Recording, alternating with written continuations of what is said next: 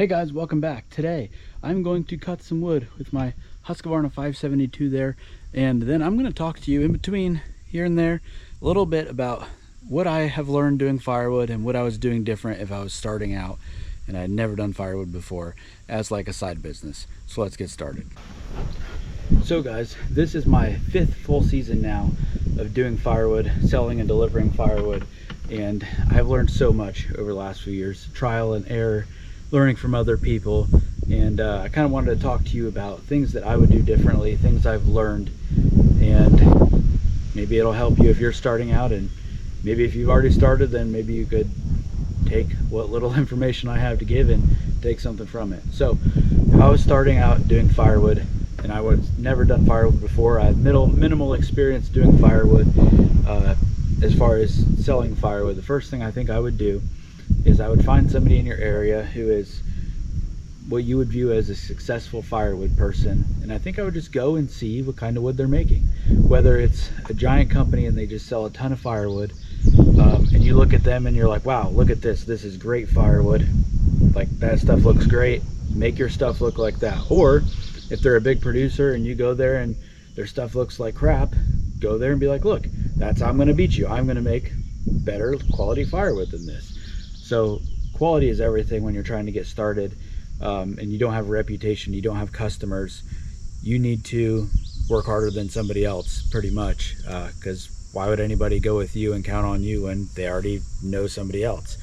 So yeah, making things better than your competition, or seeing that your competition's doing really well and imitate what they're doing to put yourself on the right path.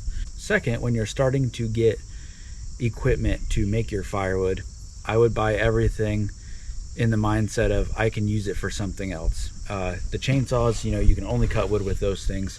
So when it comes to chainsaws, I wouldn't buy a bunch of chainsaws. I would just get 2 good, probably 70cc pro saws. The 70cc saws cut wood so much faster than a 50. They're a little bit heavier, but they're not like a 90 where it's going to wear you out. So that's what I would get. I wouldn't buy 5 or 6, 10 chainsaws. I'd just get 2 good 70cc saws, maybe a 70 and a 60, an 80 and a 70, something like that. I'd go to town. When it comes to a log splitter, I'd probably just start out with a box store splitter for the first year, and then probably evolve into something that's entry level but still very productive, like a Wolf Ridge 17 RS or an Eastimate Ultra, or the Split Fire 1165 like I've got, or maybe a Split Fire one that goes back and forth. Just something that's entry level that isn't going to cost a ton of money, but that's still super productive. Those splitters that I mentioned, if you're just working by yourself, I think there's definitely an argument to be made that those splitters will make just as much firewood per hour by yourself as a $20,000 splitter. So next point is, when it comes to splitting wood and working the actual work part of it, I think hiring someone or getting help, not necessarily in the sense of like your partners with them, but hiring somebody to help you is underrated. Like, you can get so much more done if you have somebody else on certain tasks. Like when it comes to cutting wood, I would cut all the wood yourself, and then I would pile it all up and then hire somebody to come help you split all the wood on like a Saturday or something. I have done the math, and I make more money per hour and I'm more productive if I hire somebody and pay them 25-30 bucks an hour to help me split wood than if I'm just splitting by myself. And on top of that, it takes less time to do it and I can make more wood. So there's that one. Next thing, when it comes to the equipment that you're going to move your wood with, like I said, buy it with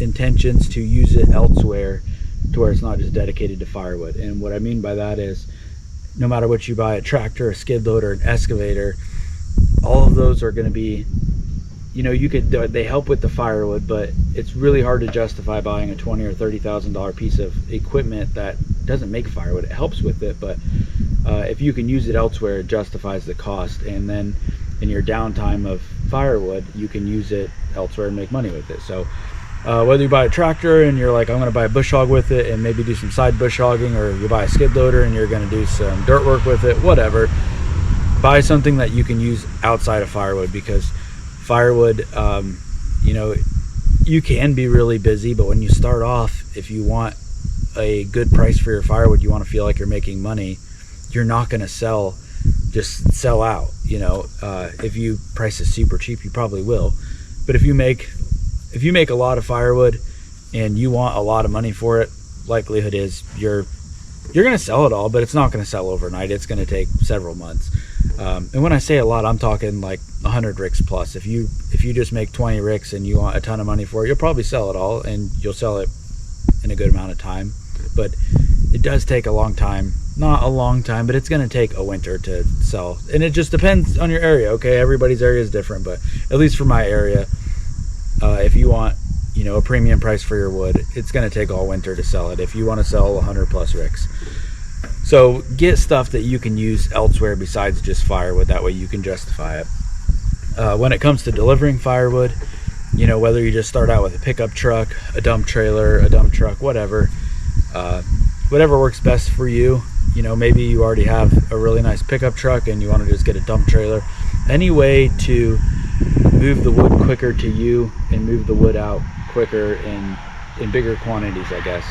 So like, especially when you're getting rid of the wood, for me at least, most of the time it's in 1 or 2 rick quantities, and I don't need a giant way to get rid of the wood, but I do need an efficient way. But when I'm bringing the wood in, a lot of times it's in, you know, 1 cord, 2 cord, 3 cords at a time. That's where I really need, you know, some dump trailer, dump truck, some way to haul it in like 1 trip versus making 3 trips with a pickup truck and hand loading it all on and off. So yeah, the next way would be to source your wood. I guess, like, you know, that's all area dependent. Some people can get tree service wood, some people have clearing jobs they can get wood off of. I don't really want to go too much on that. Just, you have to look around to look where you're going to get the wood, whether it's, like I said, tree service, clearing, maybe you have woods you can cut in. You'll figure that part out. That's all area dependent and situation dependent. At the end of the day, really making the best product and being the best salesperson / customer service person, I think, is the most important about doing firewood. If you can make something that's good and then you're on time, you're prompt with your responses, you seem reliable, people will buy from you and you will be the repeat person. And firewood to me is kind of like rent. Everybody needs it every fall, and rent is going to be due pretty soon, so it's almost time to get paid.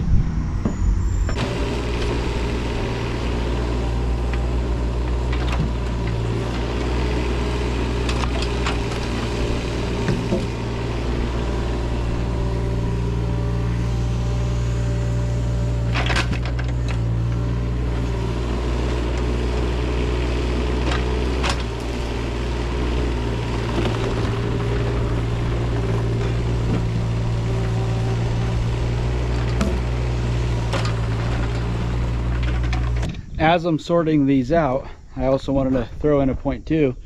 When you're starting to look for wood, all wood is not created equal. Remember, you're making firewood, and if you want to make money doing firewood, you need to make nice firewood. And stuff like this here does not make nice firewood. So you might get hungry for wood and you'll take some less desirable stuff, but like that block there, without putting a ton of time and effort into it, there's not much I can do with it.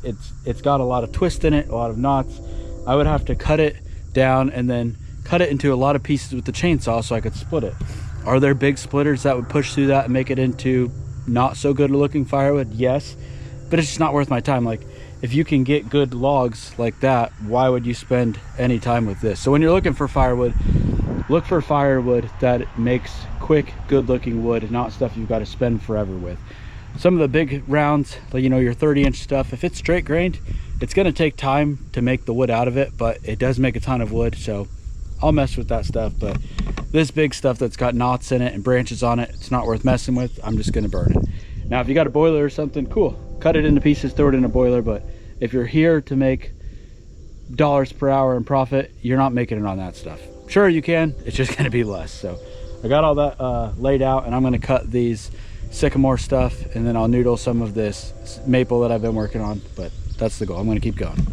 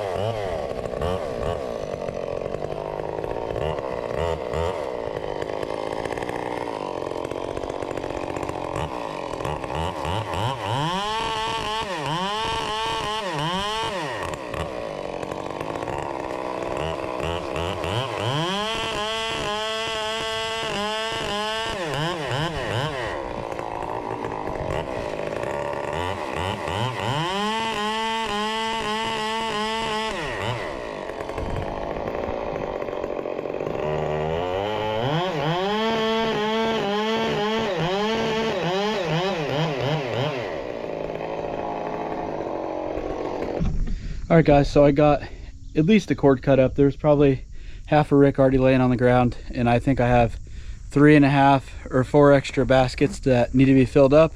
So I got something done, and that goes to another point when it comes to starting a firewood business or any sort of business that's any sort of side hustle or whatever, is there's gonna be a lot of days where you don't want to do anything. And like today I got off work and I'm like, I really don't want to run the chainsaw today, but you got to get busy. And once I got the chainsaw in my hand and I started cutting, I'm like, all right, I love this stuff. This is why I do it. But there's gonna be a lot of times where it's like, I just don't feel like doing it. And if you always just don't do it, you just give in, you're never gonna get anything done. So there's gonna be days that are really hot that you just got to get busy, and there's gonna be days that are really cold. You just got to get busy. If you don't get busy and you always put it off for tomorrow, not only is somebody else somewhere else doing the same thing, they're getting busy, you're never gonna make your goals, you're never gonna get ahead. So just get busy. And as Todd outside again always says, get outside. And I'll add to that, get stuff done. All right, thanks for watching. See you next time. Bye.